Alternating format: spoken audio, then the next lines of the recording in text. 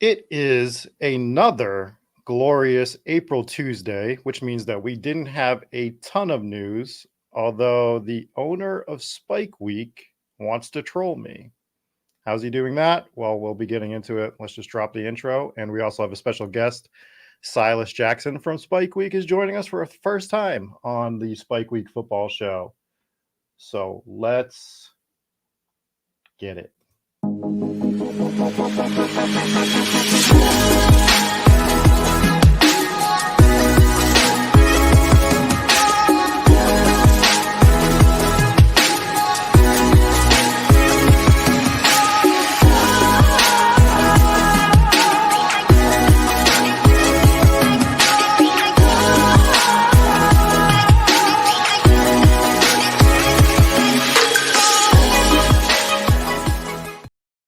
All right, let's be honest right out of the gate. Not my best intro. I've had better. I apologize. Yeah, you definitely have. I mean, so it's on me. I had a million things going on in the background here, but no excuses. I was a little off, but welcome to the show, Silas. We are very glad to have you here on the Spike Week football show that I still haven't changed the name of. I know football's not your main thing. Baseball's your main thing, right? No. I'm the main writer for football. Come on. Now. Oh yeah. Sorry, I was talking to. You're thinking about Shane. I was talking to Shane earlier too, so yeah. So real bad show for Rob. real bad show for Rob. No, I do read your articles. I do enjoy them. What is the main takeaway for you of this off season? Let's start with that. The main takeaway from this offseason is kind of just roll with the punches. I mean, don't, I guess sell the news, buy the rumors. Yeah. And kind of take that and do it as you will. I've been drafting, I have probably over 100 teams already. So just trying to differentiate my teams and make sure that I can hit on these early teams so that we can actually have chances in the finals. But is there any players you're staying away from? That's always like it's my big curiosity question this offseason. Probably the mid-tier running backs, so like the Dolphins tier. I feel like I have zero Dolphins just because I'm typically going wide receiver there. I think there's a ton of undervalued low-end wide receiver twos right now that have chances to really jump into that, low-end wide receiver one. Potentially kind of explain into that top 5 wide receiver that really have the true talent. So you don't think that wide receivers are getting overvalued as we go along? Okay. I don't. I mean, I will draft a wide receiver no matter where it is. So I'm still taking Davante Adams in the top 10. Yeah. It's a bold thing to say nowadays, apparently, because everyone's down on that Raiders offense. And to me, it's like, I don't know if I love him in that top 10, but I mean, it's Davante Adams. Derek Carr's not terrible. The offense is gonna be good, you would think, right? As a Patriots fan, we've watched McDaniel's offense for how many years now, and they're gonna target their best receiver. Like I think back to 2007 with Moss, right? I'm not saying he's gonna produce a Moss season, but right. It's probably the best talent that he's had since Moss, and we saw what he could do. They have a Wes Welker-like receiver in Renfro. Add in a Gronk-like receiver with Waller over the middle, and he might catch close to 20 touchdowns this year.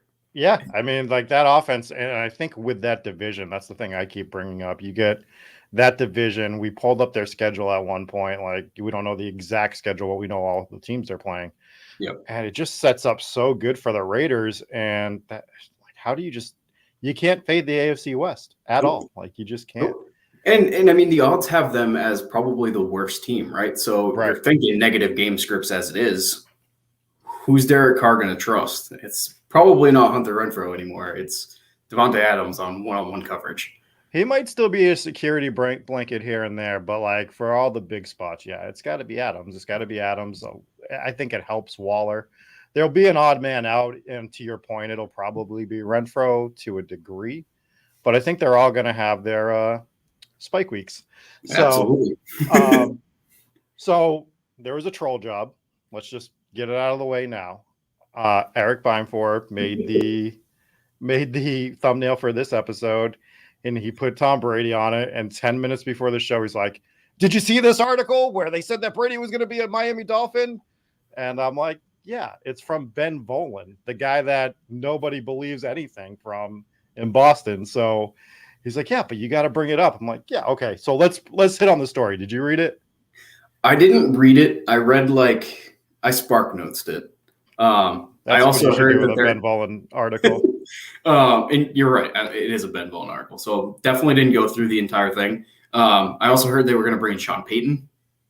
Yeah. I mean, why not? Why wouldn't you? You just, you're going to bring in Sean Payton, Tom Brady, resurrect somebody. Let's get somebody else out there that hasn't played or it made no sense. It's Ben Volen doing what Ben Volen does. He wants to be a fiction writer, apparently. Like he's had these articles in the past. It's like, it's a fact that this is what happened. It's like, no, dude, like Brady, let's just start with this. Why would Brady go to the Dolphins? So I thought it was actually a possibility when he was leaving New England a few years ago that there was some traction with him going to meet up with Flo.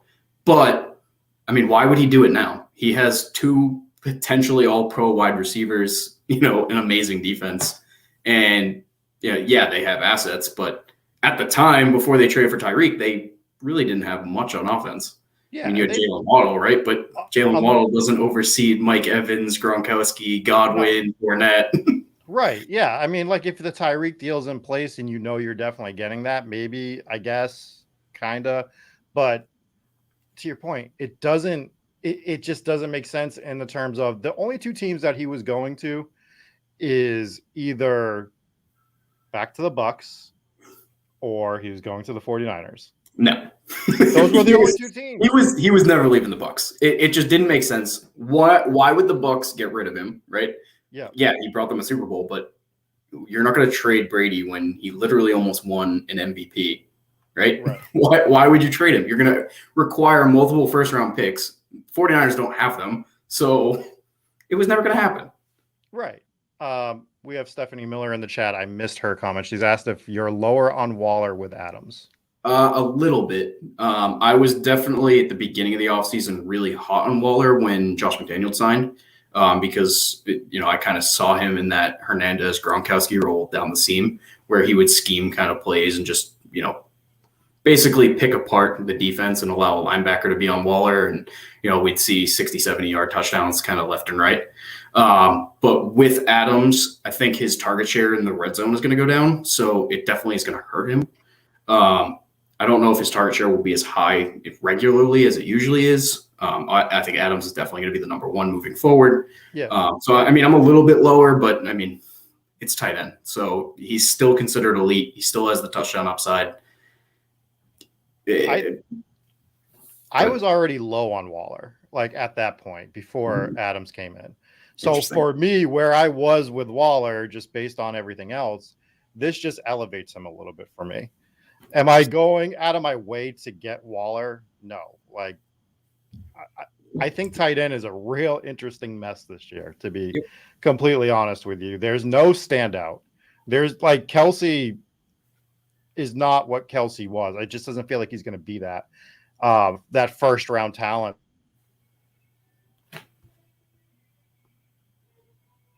This edge. And so he's back in the back. So, am I losing you? Yeah, I think you cut out for a second.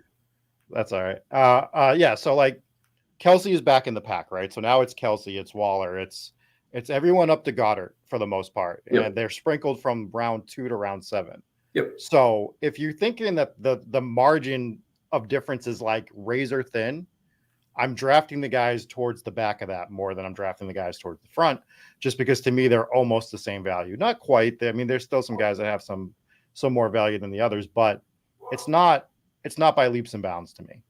Yep. No, I totally get that. And I mean, if you consider, I mean, they're all considered in the elite tight end tier, right? So if you consider getting, one of that first top 6.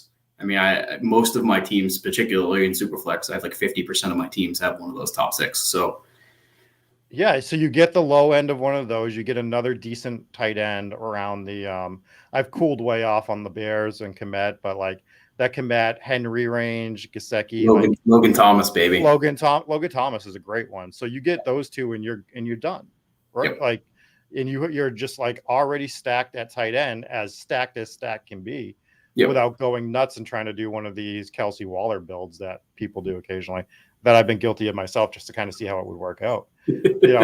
I'm down to try anything. I'm down to give these different builds a try just to see what it looks like. Well, I mean, it's been that, and there's no better time to do it than now, right? But before BBM, we're spending $10 rather than $25. Take your chances, see what the teams look like, see what kind of build you actually like, and then I would say kind of hammer it. Don't differentiate from that and just. Yeah. So it's been a kind of a down few weeks for the most part. No major news since like the Tyreek Hill trade. So what we decided to do before we jump in a draft is we kind of wanted to go through the top rookies and look at some of the draft order and see which teams would make sense for these players, where we would like to see them go. Are they likely to go there? And I will just let me move some things around here so that I can share my screen. Yep. And we will start talking about these rookies. So the list that I have, it's not our top 10. It's from Pro Football Network. It was the first thing I could find. And they have, and they're just doing dynasty rookie rankings. So we're just going to go through that list. Okay. So their number one is Breece Hall as their RB1. And where would you like to see Breece Hall go first? Easy answer. I mean, Buffalo. Yeah. Do you think he's going to last till the 25th pick here? So I'm honestly starting to feel like he might not even be drafted in the first round. Really? You think that teams are starting to get smart about this position? Yeah. I mean, enough teams have taken him on top 30 visits, but I'm thinking he's probably going to go in the early second. Mm-hmm. Maybe that's wishful thinking, right? I'm hoping that they're actually trusting the analytics that running backs don't matter. But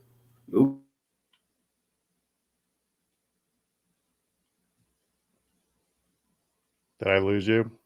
Still says we're live. All right, I might have lost Silas here. So I'm just going to give my Breece Hall take just to make sure that I'm still live. And Buffalo would be great, of course. I mean, like if we could get him out in Buffalo, that would be absolutely amazing. And we would love to see that. What I think is going to happen is I think you're going to see a surprise team grab him. So don't be shocked. You got Houston on here. They have the 3rd and the 13th pick. They have a lot of holes. We've seen in the past that Houston isn't the smartest team at all. So they might be one of those teams that do something stupid and go and grab a running back in the first round because they have multiple picks. The sneaky team to me for any of these running backs that we talk about is going to be the New Orleans Saints. I can just see, there we go, he's back. So other than Houston, the team that I see that could potentially draft running back in the first round is the New Orleans Saints. They have 2 first-round picks. They have, everyone's probably like, they have Alvin Kamara. It's like, yeah, they have Kamara, but he's probably going to be on a suspension. This is a team that needs to rebuild. We've seen they love to build through the running game in the past. I know it's a new coaching regime there and everything, but Kamara's always played better with that second back there. So I'm wondering if they're going to galaxy brain this and try to just absolutely go nuts and get a stud running back to put with Kamara and to carry the load while he's out. I think that's definitely an interesting one and not one I ever thought of. Mm-hmm. I'll also throw out potentially Detroit because I don't think they like DeAndre Swift very much. Yeah, well, me and Detroit have that in common. I don't think he's that good. I don't like. I understand why people like him in theory, but he's just okay to me. He's just hand in the dirt football guy take.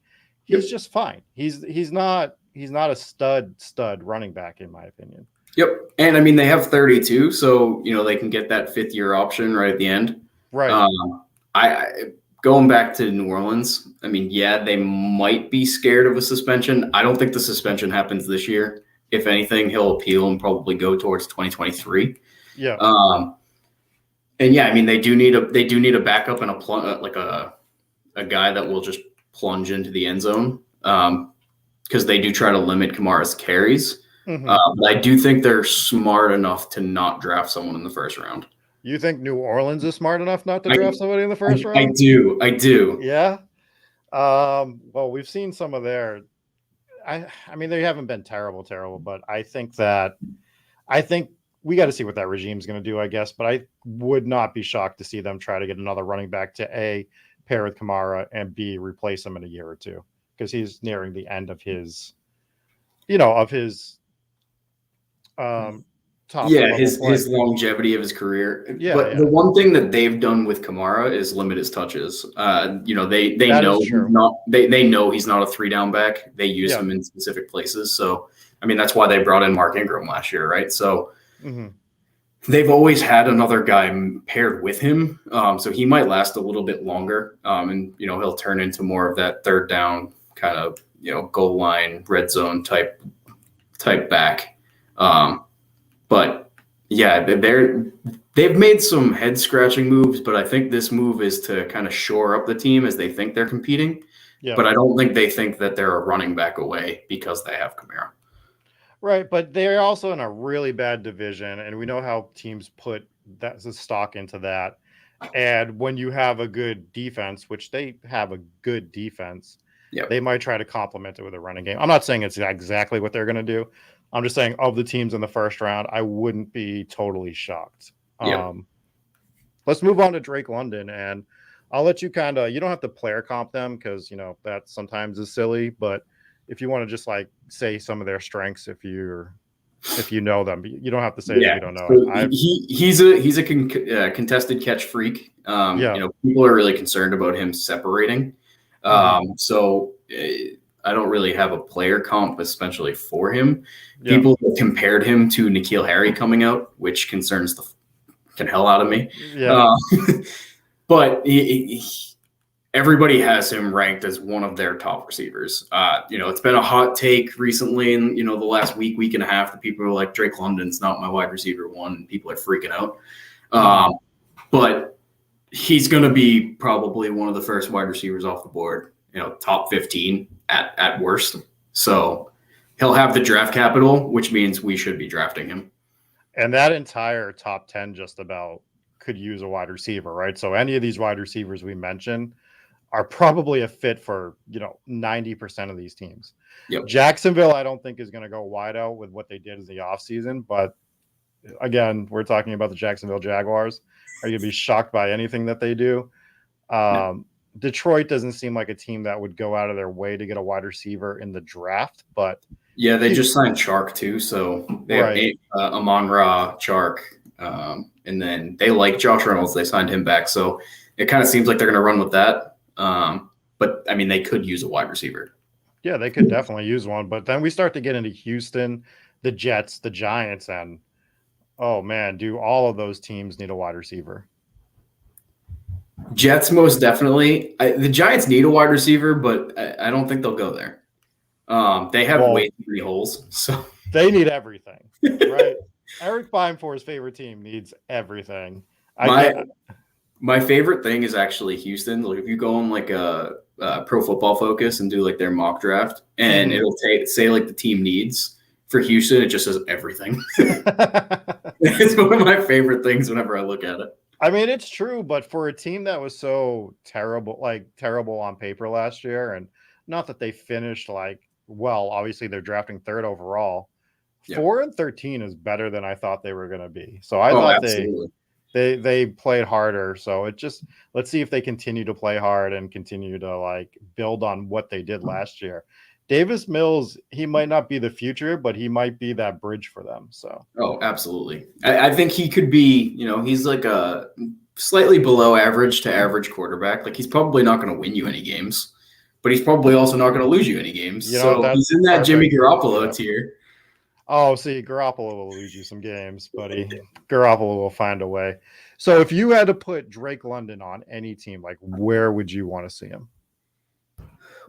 I mean, right now, just due to market share available, I would love him to land in Atlanta. I think he could go, pair him with Pitts, give him the draft capital, see what him and Mariota can do. Yeah. And then, they'll probably be drafting a quarterback in 23. But for Dynasty, probably Atlanta's my favorite bet. For this year specifically, I want to see him in Washington. Have Terry McLaurin down the middle, or kind of open up the field for him. LT3 again, kind of short route, and then use him like pretty much purely in the red zone or downfield. I think that could really work out. Yeah. That would be an interesting one because Carson Wentz is terrible, but I mean, he's not incapable of getting a receiver a ball like 1 out of 75 throws. So yeah, maybe that would work out for him. I mean, Carson did have an arm, so hopefully he can use him downfield. Terry's going to be that primary threat, but using him purely in the red zone for sorry, Stephanie, you caught me off guard. Using him purely in the red zone, those touchdowns are going to be very valuable. So especially for best ball, that would probably be my favorite fit, would be Washington. Yeah, I mean, I don't hate that call. Stephanie's question was, you don't think New Orleans is going to draft a quarterback? I don't think so. I mean, not this year. Not this year. If they do, it would be next year. However, they just traded their 2023 pick, so I have no idea what the hell they're doing. Yeah, who knows what's going on? I actually really do think they like Jameis. And Jameis, before he got hurt, was actually looking pretty damn good. Just whether he can actually fully recover from that injury. Yeah, I mean, Jameis is always an interesting quarterback to have on your team. We'll see how he looks. They had him in that that recovery day video of him just kind of waddling around, which was fun a couple weeks back. Let's get into Garrett Wilson. Garrett Wilson. So I don't really know how to comp Garrett Wilson. He just kind of dominates in everything that you can possibly do. He's good down the field. He's good short. He's good over the middle. He's great after the catch. And honestly, I think he might surprise people and go a lot earlier than people think. I honestly think he might go top 5. So he might go forward to the Jets. Really? So you think he might just be the number 1 off the board? I really am leaning that way. I think there's some question marks with London. So Garrett Wilson's kind of like the not can't miss prospect, but you can't really poke any holes in his game. And he basically was able to outstretch or outproduce all of those wide receivers that have been out of Ohio State the last couple of years. So, I think evaluators are truly going to start pushing him up the board. Do you think that it's almost a given? Like, I know we can't 100% anything, but are the Jets at 4 like the most likely of these top 10 teams to take a wide receiver? Or let's say top 5. Top 5, I would say yes. Top 10, I would actually peg them to be, or they would pick at 10. They wouldn't, I can see them picking someone on the defense at 4, whether it be an edge rusher or a cornerback. And then using their second top 10 pick just to shore up the offensive side of the ball. Yeah, because it's got to be Atlanta that needs the wide receiver the most out of everybody on this list, right? Yeah, but Atlanta could be infatuated with a quarterback, so they might take and develop a guy for a year because this class is so weird. Willis? It's either Malik Willis or Ritter. Yeah, it could be Willis. It could be Ritter. Like I said, I saw earlier that who was it? Somebody had mocked Ritter at 8 as the first quarterback off the board, and I was like, whoa. Are they doing it for the clicks, or what are we doing here? No, hold on. Because I posted it in the Spike Week thing. Because for me, while you're looking that up, for me, the quarterback class this year is abysmal with, maybe Malik Willis is something, but I'm not counting on it. And I'm definitely not counting on him doing it the first year. So other than, hint, hint, wink, wink, rookies and sophomores draft, I don't think I'm going to be doing anything with these rookie quarterbacks this year. So I'm doing it the opposite way. In Superflex drafts, I've been kind of doing that zero QB look and just hoping that teams are giving them chances. So I'm more waiting on quarterbacks, not trying to, I think quarterbacks are overvalued in that draft. So, I'm taking one, kind of hoping and praying I can grab the Carson Wentz, Mitch Trubisky tier, and then, grabbing one or two of these rookies later. Their prices have been nice. I do not disagree with you with the overvaluing of quarterbacks in that draft. It's going to be one of the more interesting styles of best ball that we're going to be correcting next year after we see whoever wins this thing. Because if one of these builds where these guys go crazy on quarterbacks early hits, we're going to be like, dude, what are we doing again? We're going to do this again. Or we're going to be like, oh, yeah. We are not taking 2 quarterbacks or 3 quarterbacks in the first 4 rounds. Again. Well, I think it's probably going to be someone who got the 20th round undrafted Brady. You know what I mean? Like they're getting that. That's a valid point. And I mean, I'm hoping that they release another Superflex tournament after the draft once this one closes. So then we can actually kind of see how it develops over the offseason. When we kind of know where everyone's playing.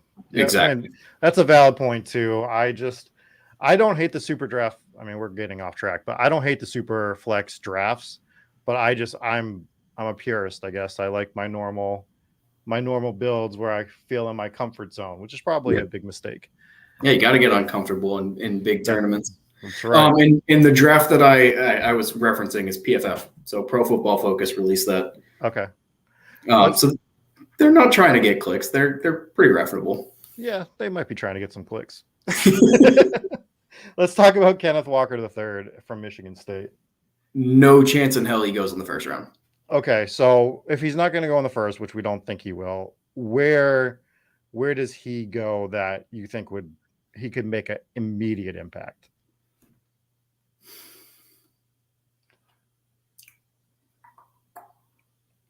So he's a speedster, right? Am I wrong on that? No, he's more of a he has breakaway speed, but he doesn't catch passes. So he's more of that between the tackles type guy. So he almost would be really fit in anywhere.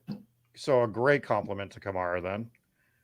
He would be a great compliment to Kamara, but there's just no chance in hell he goes in the first round. Well, I'm not saying first round, but if you're saying he's not going in the first, I don't know what their second, third round pick status looks like. But if they're picking there and he's there, it could be a spot for him to land. Honestly, I promise I'll stop bringing up the Saints after this. It's not a place that I particularly would like him to go, but because they don't really have anybody behind him, I would actually like him to land in Tennessee. As that next guy to Derrick Henry. I know they just paid the man, but we'll see how he holds up after these injuries. This is the first time he's really been hurt in his career. And they kind of did the same thing with DeMarco Murray. So once DeMarco Murray was on his way out, they drafted Henry, I believe, in the 3rd round. So it would kind of prime him. Again, it's not for this year, but for Dynasty, that's kind of where I would want him to go. Well, if he ends up in Tennessee, do you think he would start not immediately, but by the end of the year, one of those guys that could just start creeping up to like that Alexander Madison draft level where he's just like that coveted handcuff running back that you're taking earlier than you would other guys? So I think Madison's actually a bad example because Madison usually goes later than you expect. So last year Madison was going in, I want to say the 150s, 160s range. Yeah. And I would actually probably say that's probably a fair range for where Kenneth Walker would go. But those coveted handcuffs usually go in like that 100 to 120 range. Mm-hmm. I'm thinking like the Tony Pollards and such. The AJ Dillon style. Yeah. Do you think he has potential to get up to that? No, because he doesn't have that 3 down potential. Granted, Tennessee does like to just pound the rock, so that's my point. 35 carries. Right, because he'd be in the perfect spot if he's in Tennessee, right?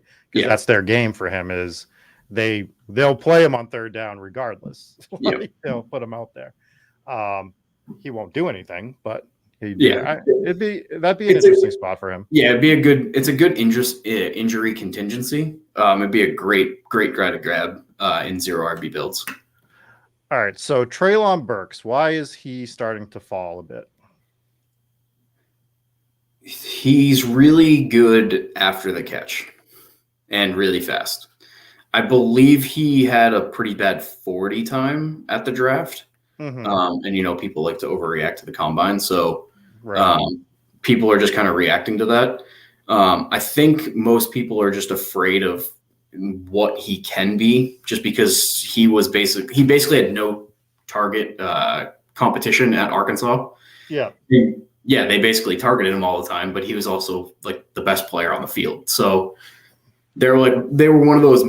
They're in the SEC, so they're like one of those mid to lower tier teams that just get beat up on by everybody else. And because they're in negative game strips, they probably just pass on the ball a million times. Yeah. But I mean, he has all the talent in the world, so we'll see how it translates to the NFL. Do you think this is going to be one of those situations where a player starts as the number one at his position, and then all of a sudden people start talking him down a little bit, and then by the time draft day comes, it's like, yeah, he's the number one. What are we doing? Why were we ever doubting this? And then he just gets picked the first out of everyone at his position. Maybe I'm thinking it because I've looked at so many mock drafts that I have mock draft brain now. Yeah. I think he's going to be that, probably in the 3 to 5 range as they have him ranked here. But he's going to go to one of those better teams that for fantasy drafts we're going to love because they're going to scheme touches for him and put him in a good offense. Let him beat one-on-one coverage. Where would you like to see him go? Because I'm kind of eyeballing a team that if that's the situation that he might drop to, that would be fun. I have 2 really good fits that I would love to see him fit. One would be the Chargers. So if they manage to take somebody at 17, I would love for it to be Treylon Burks. Just because, he would literally have one-on-one coverage almost every play when you add in Mike Williams, Keenan Allen. And then 2 would be Green Bay because I would love to see how Rodgers uses him. Yeah, but we've seen it with Rodgers that he just cannot usually get on, into a rhythm with a rookie or a guy. I mean, Adams is the perfect example of that. It gets brought up way too much, but it took him 3 years to come out. Yeah, it took him 3 years. We're not getting Rodgers in Green Bay for 3 more years. No. So is he going to force himself to? Because they have to draft somebody. It doesn't have to be Burks. They got to draft somebody. And is Rodgers going to make it a point to all right, we got to sink or swim with this guy immediately? What are you thinking about Baltimore at 14 taking one of these wide receivers? So I would like it, but I'm just concerned of pass rate, right? So they drafted Bateman early last year. They have Hollywood. They have Mark Andrews.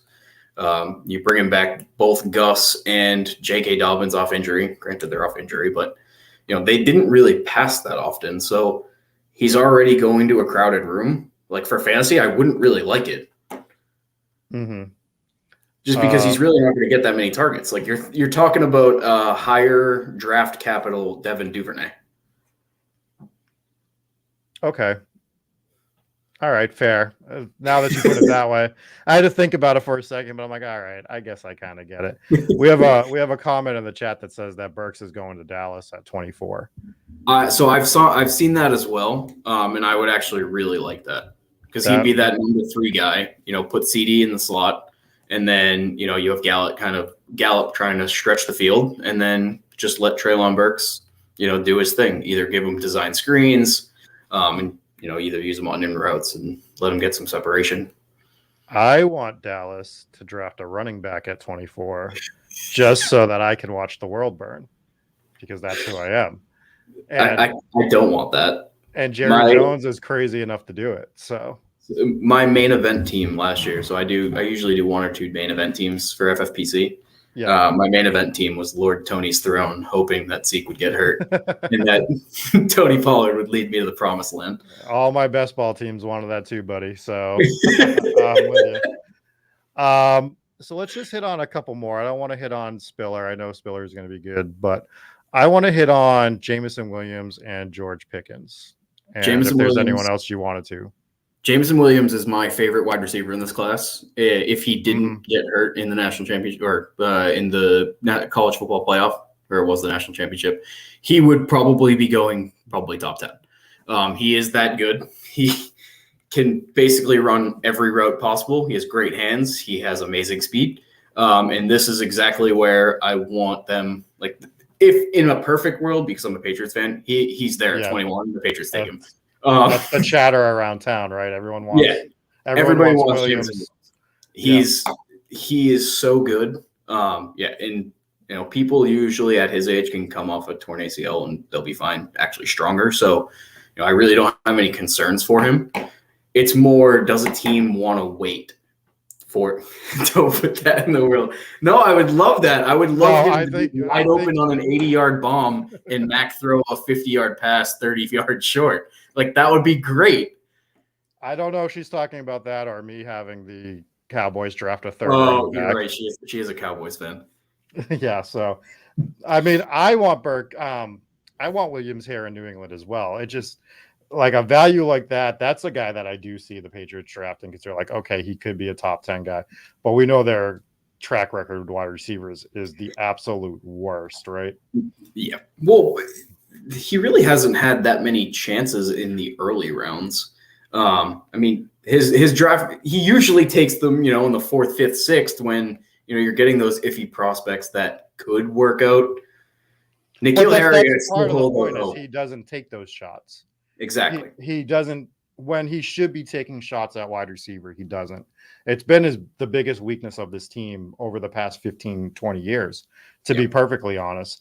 They luck out in acquiring Moss all those years ago, but then when they do take the first rounder, they take Nikhil Harry, who no one was really in love with, when you'd rather have everyone here wanted DK Metcalf. Yep.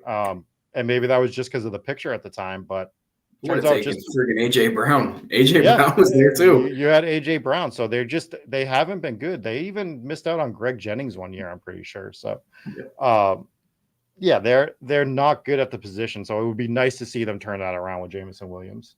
Yep. Other places I would love to see him. So we just got a comment that Mo Sanu for a second-round pick was a good trade. Yeah, it was great. It was amazing, and when it happened, I literally facepalmed. So I actually wanted Emmanuel Sanders that year, and that didn't happen. So he got to play in the Super Bowl. Other places for Jameson Williams. Again, I bring up the Chargers. I would love to see him with Herbert.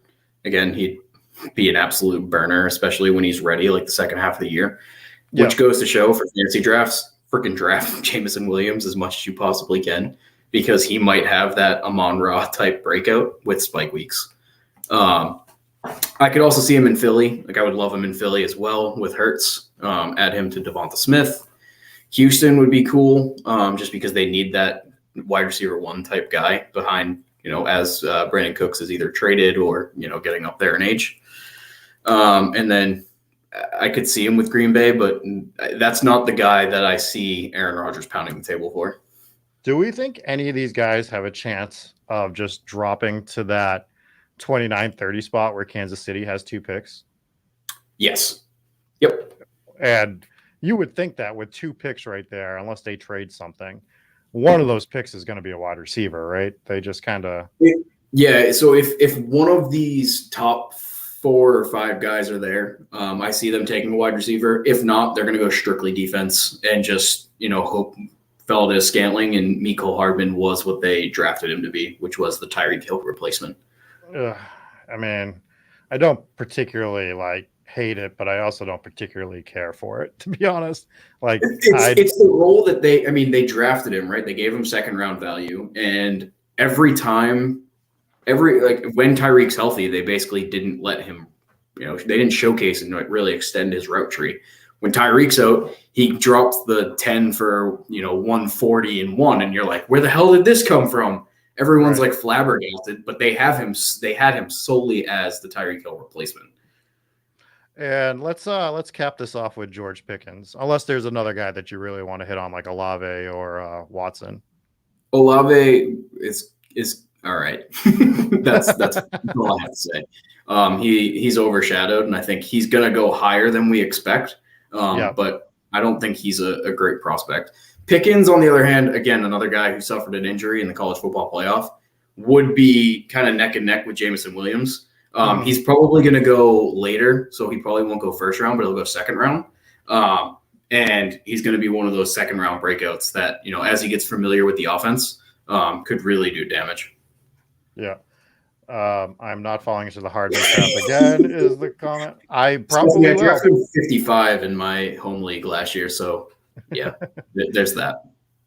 All right, so why don't we do what we said we were going to do? We're going to do a draft here. And you didn't want to do a super flex. You wanted to throw me off my game even more and do a draft I haven't done in a while. Which I wanted to do a draft primer. We're talking about the rookies. We wanted to get people interested in, the actual prospects of where they could go. Like, might as well just do a rookies and soft draft, which means we're going to draft all sophomore quarterbacks because you hate all the rookies. That's right. But I mean, you're throwing this at me. I've had this crazy week. I am exhausted, to be perfectly honest with everybody, but we battle through because that's what we do at Spike Week. We fight through it. All right, so we are going to do this rookies and sophomores draft, and I need to look at the rules because I don't remember them, to be perfectly honest with you. So I think it's 1-1-2 and a flex. 1-1-2 and a flex. 7 bench. Wide receiver, tight end. All right, so it's cool. Just receivers. All 7 right. Bench. Depends on, only one quarterback. So really, bye week, we don't know bye weeks. So it's kind of going to potentially could screw you over 1 week. However, last year, it really didn't matter. So it didn't matter who you had and when, as I made the finals on one of my teams. So it was really just picking the breakout players as they just far outscored pretty much everybody else. Would you, in a draft like this, because I'm already of the mind that ADP doesn't matter. If I see a spot where I want to grab a guy, I'm reaching. That's a big thing I'm changing about my game this year. Not that I wasn't doing it last year, but I was doing this especially for other sports, for the playoff ones, the NHL. I was doing a couple of those drafts. I'm like, I don't care that his ADP is 15 down. It makes sense for my team right now. All of that just to say, when you're doing these ones where it's only 4 of you, do you take that into account more or less? I would throw ADP out the window. It really depends on how you want to craft your team. So, if you want to reach on a quarterback because you see the next tier and you don't think he's going to last, feel free. If you think if you have like a stand on where someone's actually going to get drafted and you want to either stack them or, you think their ADP could shoot up, be my guest. And I kind of throw ADP out the window anyway. Just because I don't really think it matters. It's just average draft position. Where you get them, if they break out, is only going to help your team. And I think last year we saw, people, it didn't matter where you got specific people. Everybody had Cooper Kupp in the 4th round. So if you got Cooper Kupp in the 5th round, great. But if you had Cooper Kupp, you had Cooper Kupp. Yeah. If you reach for him in the 3rd, you're still golden, right? Like, exactly. You could have reached for him in the 3rd and gotten one of those other DJ Moore, Chris Godwin guys in the 4th, and you would have been great. We need one more to fill this draft. So if you're watching and want to jump in on our rookies and sophomore with us, why don't you hop in here? What I noticed right away is that speaking of ADP, the 4th highest drafted player is a backup quarterback. So that's fun. We got Trey Lance at the 4th overall. Going off that, where do you think Jimmy's getting traded? And when do you think Jimmy's getting traded? It's got to be a draft thing at this point, right? Like, they got to be waiting to the draft or just before the draft. It can't be, because it's got to include picks. You're not trading Jimmy for our players. I can't imagine. And it can't be anything major. What are you going to get for him? A 6th round, a 5th round?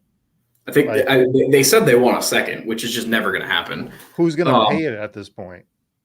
Like, it's Seattle and it's Carolina, right?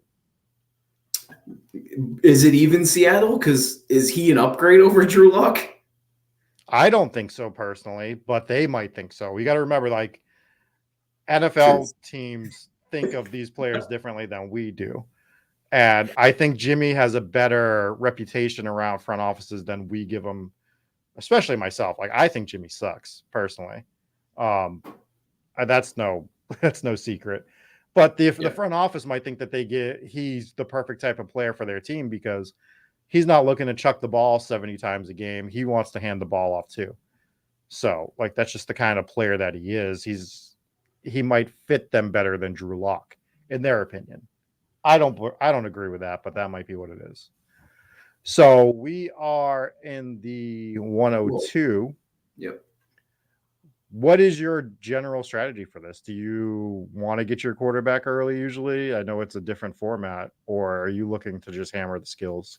Haven't done too many of these.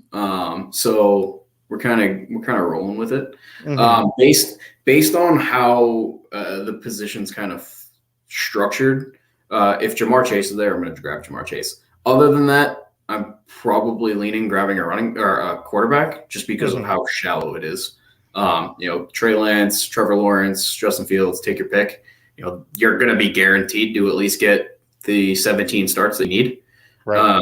And rather than if you wait and you have to draft the rookies and who knows if any of them are actually going to be day one starters. Right. I also don't hate if you were to wait for like Zach Wilson there. So they did take Chase first overall. Yeah. Where would you be leaning right now? Because we can. I would either take Trevor Lawrence or Javonte Williams. Do you have a preference? I'll leave it up to you. Why don't we go with Williams, especially with the Gordon news that he might be signing with Baltimore? I love that for Williams. So let's take Williams and let's see what comes back to us at QB. I mean, we got Sam Sherm listening to all of our. No, there'll definitely be at least a quarterback that we like coming back, whether it be Lance, Fields, or Lawrence. We got Felix in the chat. Of course, he says Najee 101. Very, very big shocker there, right? Yeah, no, huge shocker. Go ahead. I was just going to say, I hope that next year I have a guy that I want to draft 101 every time that wins me $1 million. That's all I need. I would love to take Najee, and early on I was drafting a lot of Najee, and then I just realized he's probably not going to get as many receptions as we think. So this guy could definitely double tap quarterback. I would grab either Fields or Wilson. All right, which one do you prefer? I prefer Fields, but if you want Wilson, go Wilson. No, I mean, I still believe in Justin Fields. I just wanted that offense, well, the team in general, to do more in the offseason. I've said it before. I think the Calvin Ridley news probably hurt them. They were probably the odd team out at wide receiver because of it. Yeah. I'm saying that Ridley would have went there. I'm just saying, like, who knows how the wide receiver would have shaken out if he was able to get traded. Yep. Stephanie did jump in this draft with us. She says she's in here too. So thanks for jumping in with us. Nice. So Sherman. So she's super shorty. She would have double tapped the quarterback on us. All right, we are back on the clock. I was hoping she would stack with Elijah Moore, so that we could have grabbed Waddle. Where do you want to go here? I'm kind of staying away from Pitts right now. I'm either Elijah Moore or Devonta Smith. All right, we're gonna do it for the brand and take Devonta Smith because that is one of my most drafted guys, and I just think he is primed to be the value of the wide receiver position this year. Yep. I've seen him. I mean, the super flex, he's slipping far. I'm curious. I'm gonna say it all year. I'm curious to see where he shakes out because he has potential to be the number one option in that offense. And I know they were run heavy last year, but that could easily change because they didn't want to be run heavy, if you remember at the beginning of the year. So if they try to revert back to that passing attack, I love Devonta Smith this year. I mean, just think about the fact that, they're probably going to invest pretty high capital in a wide receiver. They have 2 first-round picks. They have a second-round pick. That's pretty high. They're probably going to find somebody that's a lot better than Jalen Reagor, and they have Goddard. So, you're kind of easing the cover or the defensive coverage off of Devonta Smith, and he's going to break out. So we have Fields. Yeah. I would grab one of the rookies over Amon-Ra. Who do you like? And you got 7 seconds. I like Wilson. All right, let's grab Wilson. The thing I saw a tweet today because you saw the news about Rager. Teams were inquiring about a trade for him. Good, trade him. And they're like, and the best tweet I saw is one of the reporters said teams are calling Philly about Jalen Rager, and somebody, I wish I knew who it was, responded with what, to laugh at him? And I was like, that's about right. That's like the what is it? The Moneyball where he goes, yeah, just fill up my vending machine for the year. Like you can have them. Yeah. We're back on the clock. Are we just firing wide out this time, or do we want to get crazy? Take him on raw. He's falling. All right, let's take him. He's still the number one option. I like DJ Chark, but I was wondering if you wanted to get super nuts and take Malik Willis. I wouldn't personally want to do that, but I thought about it. It crossed my mind. I did look at it though. I was like, that might be fun. We'll see if he comes back. Can you click on quarterback just to see who's there? Yeah. Because it's going to get ugly quick, and it probably already is. It's pretty ugly. I mean, yeah, it is the rookies, and we know how I feel about the rookies this year, so I'm honestly, there he goes. I would just say we wait till probably one of our last couple picks because we know Fields is going to start all 17 if he's healthy. Right. And then whatever they give us is kind of golden. I would look at Michael Carter. I like Bateman as another breakout. I'm staying the hell away from Rondale, and I love Jameson Williams, so you don't have to talk me into him. All right, let's take Williams. Let's talk fun. We'll take Williams, and we'll see what comes back to us. The play, so this is one of those ADP plays where we probably should have maybe taken somebody else and then seen if we could have got Williams because there's only 2 picks between our next pick. But again, if we like a player and we know we want to get him, let's just absolutely make sure we get that player, right? Yep, absolutely. Yeah, so there goes Bateman. Yeah, which is honestly fine for me. I'm probably looking at one of these running backs anyway. Yeah, we have 4 really good ones. There's Mike. I was hoping Michael Carter would be there. Yeah, I was too, but I lean Ramondre. You lean Ramondre, huh? I do. It's an interesting backfield this year. I'm not really sure how I feel about it at the moment. You got Harris still there. You got Ramondre. And did they just bring somebody else in? They didn't. They were gonna bring Fournette in. They just talked about it. They did bring back James White, so he's going to lose some third down work. But there's an easy way to trade Damian Harris this year at the draft, which I think is an entirely huge possibility because he's a free agent after this year, and we know the Patriots don't want to invest in the running back position. So, I mean, we know that, but again, I ask you what the value is in trading. Like, what value are they going to get in return for him? Like 3rd or 4th round pick. You think he's worth a 3rd or 4th? Really? I think someone will pay it. He was a 1,000-yard rusher last year. Oh, I mean, if they can, then wheels up, take that trade immediately. So we got 17 seconds left. We got Kenny Pickett still on board. The one I'm going to throw out is Christian Watson because I've seen him potentially get 1st-round draft capital, and he's potentially going to Green Bay. Like I've seen him go to Green Bay a lot in mock drafts. Okay. So we'll grab him. We have 2 running backs, right? We do. And I would top out at 3 max. Yeah, I was going to say I don't want to go nuts with them. We only need 1. And we know if healthy, both of these guys are getting playing time every week. So we're at least getting a number there. Right. So we're back on the clock. We still have Kenny Pickett there. If we wanted to go for a second quarterback, I'm not opposed to a 1 quarterback build. I don't think it's a terrible play. We have 12 rounds. I would grab someone, but I wouldn't grab him now. Okay. Not Palmer. Grab Dotson.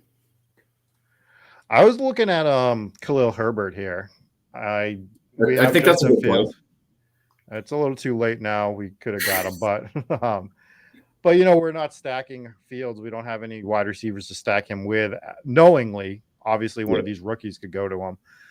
But Khalil Herbert with Fields, I don't hate those unique like stacks where you're taking the running back with the quarterback sometimes. Not always, but that's one of the ones that I wouldn't hate. I mean, he could come back to us. We can cross our, keep our fingers crossed. I do think it's an interesting way to stack. And we saw Khalil Herbert actually be really good when he was actually playing. So I'm definitely open to that. We know he's the backup, and we know what he can be when he gets the role. And he's there. So I would say take him. All right, so let's take Khalil Herbert, and we're just going to star him real quick. So let's kind of talk about our next pick a little. It's going to be our 11th pick. Are there any of these quarterbacks left that you do like? Yes. I'm not going to state who. Okay.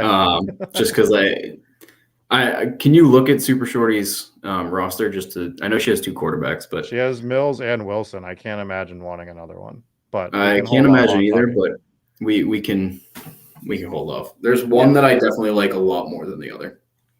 We're not taking another running back, but Gainwell I did find interesting. I know they did re-sign Boston Scott, which kind of, takes a little bit out of the wind out of the sails on that a ton. I mean, not a little bit, as he gets drafted right there.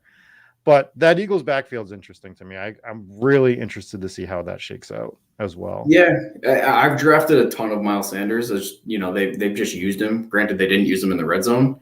One of the things that definitely concerned me for Gainwell is obviously them re-signing Boston Scott. I'm going to take Ritter here 100 times out of 100. I don't think Matt Corral's good at all. He had 3 really good wide receivers come out of Ole Miss the last couple of years, and he couldn't do shit with them. And Desmond Ritter is a winner, and I think someone's going to draft him a lot higher than we think. Like I said, PFF had him ranked 8, going 8 to the Atlanta Falcons. I've heard him going 32 to Detroit. So, if they start getting a little bit more competitive, or they're just sick of Jared Goff, they can start him, 6-7 weeks into the season. And he is pretty pro ready. He's played a lot of games at Cincinnati. He's played against some really good defenses in the ACC. So I think there's a real chance he plays, a handful of games this year, and we see his rushing upside. So I saw a Super Shorty take Shakir, the wide receiver, who I've seen not crazy, but I've been seeing some like rumblings about him, and I had been taking him in my drafts earlier this year in the 20th round. As I just scroll down and I would see his name, and I'm like, I'm just going to grab this guy just to get some exposure to him. So I'm liking those teams that I grabbed him on. What have you been hearing about him? From what I hear, I think he's going to be like an average wide receiver. The reason we're hearing the rumblings is because supposedly the Patriots like him. So he's kind of in that, like, somewhat of a smaller, big-bodied receiver that just has a chance to be, I'd say, more of like, he's not a burner, so he's not going to, catch those 60-yard bombs. But he could be a consistent presence, averaging like, 17, 18 yards down the field. I have 2 guys here, and I'll let you choose, Terrence Marshall or John Mechie. John Mechie obviously got hurt. He's recovering. I think our wide receivers are deep, so he could be good second half of the year. Terrence Marshall Jr. obviously had the draft capital last year. His quarterback, Sam Darnold. But I do like him as a former LSU prospect. Let's grab Terrace Marshall, because we could be seeing an overhaul, not with DJ Moore, of course, but we don't know what Robbie Anderson's going to be this year. And there's a chance that Terrace Marshall, they were trying to get him going. I remember watching a lot of Carolina games, and they were trying to get this guy going when they could.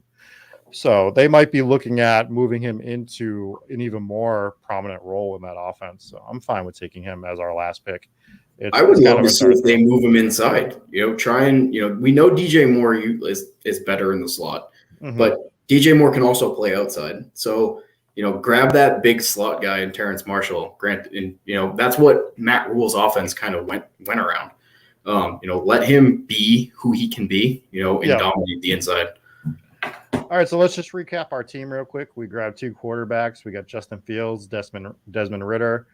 We grabbed 3 running backs. We went Javonte Williams, Ramondre Stevenson, Khalil Herbert, and our wideouts / tight ends. We didn't grab one tight end, but we got Devonta Smith, Garrett Wilson, Amon-Ra St. Brown, Jameson Williams, Christian Watson, Jahan Dotson, and Terrace Marshall. I don't hate it. I think it's pretty good. I actually really like it. I mean, we know so Javonte Williams potentially could be a top 3 running back this year. Yep. Right?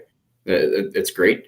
We're hoping we'd see that step forward for Justin Fields. He has rushing upside, so we can actually get that. We potentially have a low end QB1, and in this format with Lawrence and Lance, he could be the best quarterback, right? And we got him after both of them.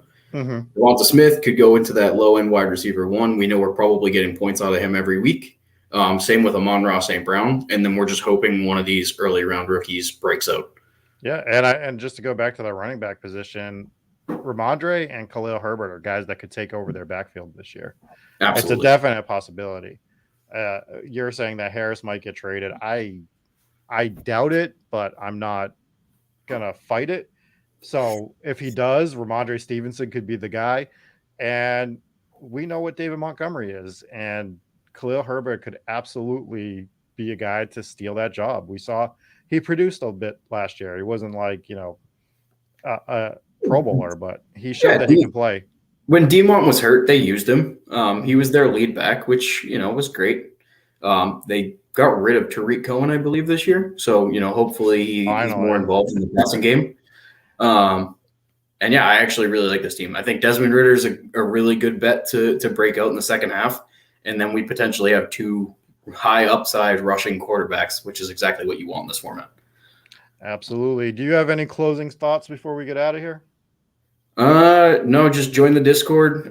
Should be below. And if you ever disagree with me, feel free to send me a message on Twitter. I love getting in Twitter rants. If you ever disagree with me, do not send me a message on Twitter because we will battle. We will battle. No, you can send me a message. It's cool. Yeah, join the Discord. Make sure you like and subscribe to all of the Spike Week stuff. Silas is putting out some really good articles. We have some baseball articles that are really good as well. I mean, I think the whole team's doing a really great job overall over at Spike Week. So I'm trying to get more of the guys on the show right now as well. Until then, we will see you later.